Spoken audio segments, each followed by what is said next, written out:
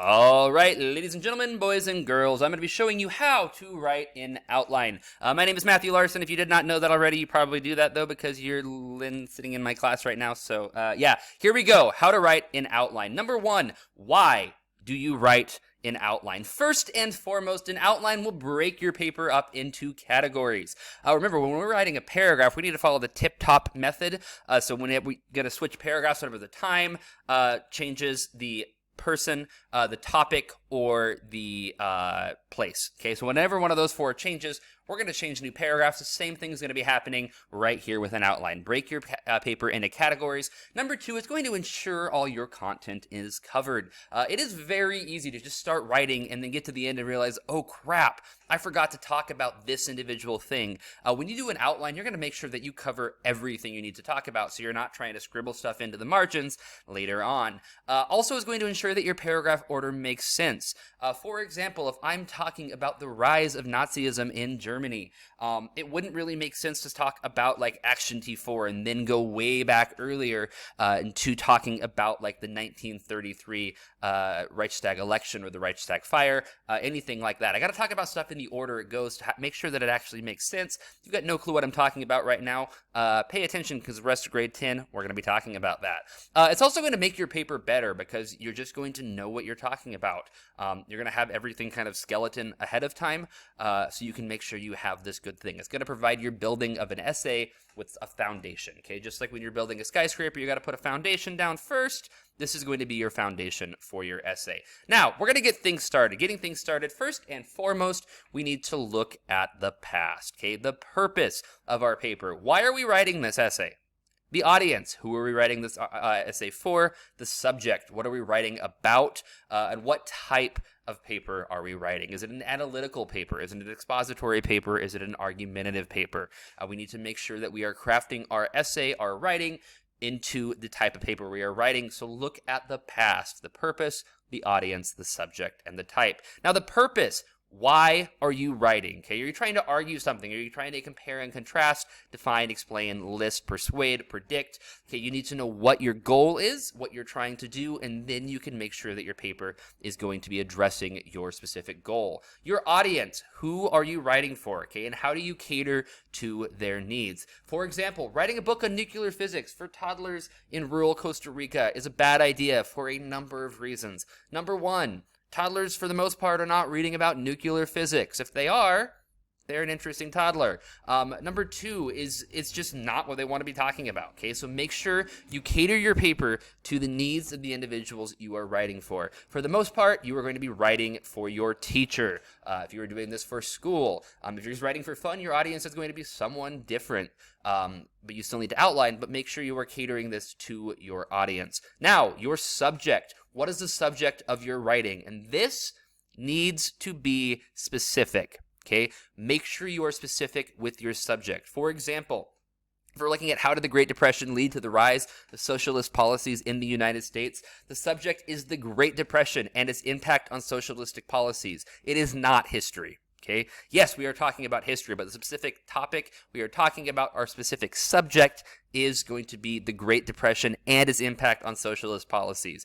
Not just the Great Depression. Again, that's too broad. Make sure it is specific. Our subject, Great Depression, and its impact on socialistic policies in the United States of America. Next, what type of writing are you doing? Okay, what type of writing should you do?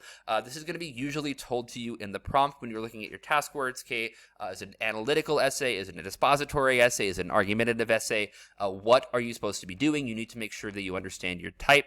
And then once you have that, you are going to create a thesis statement, okay? Use the rules for creating a thesis statement to write a strong thesis. Again, these are on the website if you've forgotten what we're talking about, okay?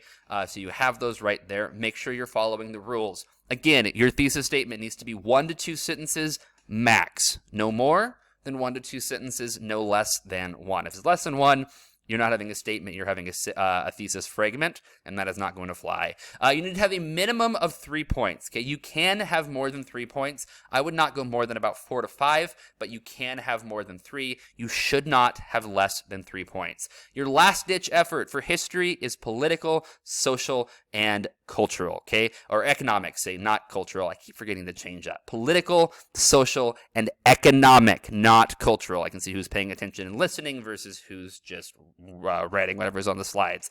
Economic, PSE, political, social, and economic. Now, mapping out the outline, we need to first and foremost have an introduction, then we're going to have our thesis. Paragraph 1 with supporting evidence and analysis right below. Paragraph 2 following the same type of format right through here, as you can see, and then our conclusion. Now, your intro needs to be an attention-grabbing hook, something that drives the reader into what you're talking about and makes the reader want to continue to read. Additionally, you should be defining the terms in your introduction, and then you're going to sit into your thesis.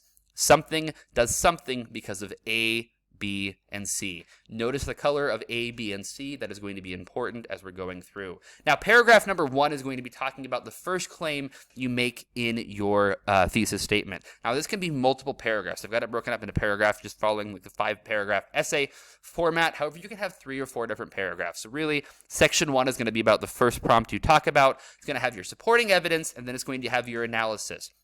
Your analysis is telling me, why does this supporting evidence matter and how does it relate back to the prompt, okay? If I'm talking about what were the factors that led to Hitler's rise to power, and I'm talking here about the Enabling Act, I need to tell you specifically on my analysis how the Enabling Act led Hitler to rise to power.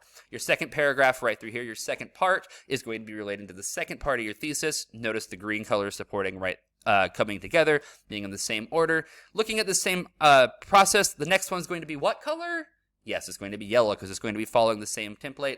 And then finally, we're going to go to our conclusion. Our conclusion, we're going to summarize the thesis. That's a challenging one to say right there. And it's going to come to a natural ending. What I like to say is kind of go through your main points once again, and then look at the thesis statement templates. Whatever one you used for the thesis, use a different one for down below. So because of A, B, and C, something does something versus something does something because of A, B, and C. You're just going to restate your thesis in a different way. Remember, simplicity is key.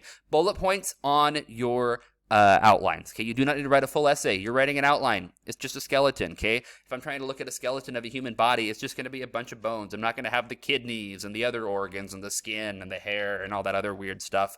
I just want the skeleton. Okay, simple, to the point. The only part of your outline that really should be in sentence format is going to be your thesis, because again, your thesis is a statement, 1 to 2 sentences max. You need to have that. Then you're going to pace yourself. When you're writing an outline, okay, you should not be spending more than 5 minutes writing an outline when it comes to getting ready to write an entire essay, because most likely your essay is going to be timed. You're not going to have time to spend much more than about 5 minutes on your on your outline. If you do, you're going to be running out of time to write the actual essay, which is what you're graded on. Then you need to follow your outline. Okay, your outline is there for a reason. It is your recipe when you're baking the cake. Follow your outline. Lastly, it is going to be your turn. Go on to Google Classroom. I have posted a prompt under an assignment called Sample Outline because I was being creative. There's a template provided on Google Classroom of an outline. There's also a template on the website. You need to be creating an outline for the prompt provided, meaning you will be creating a thesis statement and all that other good stuff, and then giving an outline with evidence and analysis. The due date is going to be announced in class. If you have questions, comments, let me know. Otherwise, you've got this. Good luck.